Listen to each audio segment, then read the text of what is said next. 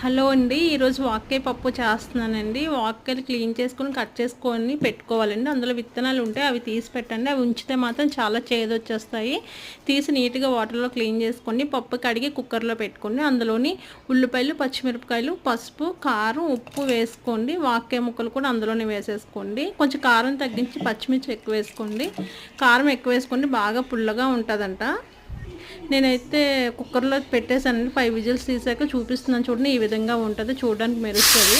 తర్వాత దించిన వెంటనే తాలింపు వేసేసుకోండి, కొత్తిమీర చల్లుకోండి. చాలా బాగుంటుందని అన్నారు. నేనైతే ఎప్పుడూ తినలేదు, ఫస్ట్ టైం చేస్తున్నాను. చూసి చేశానండి ఇది కూడా. నచ్చితే మీరు కూడా చేసుకోండి నేను చూపించిన విధంగాన. ప్లీజ్ లైక్ అండ్ సబ్స్క్రైబ్ అండి, ప్లీజ్ అండి.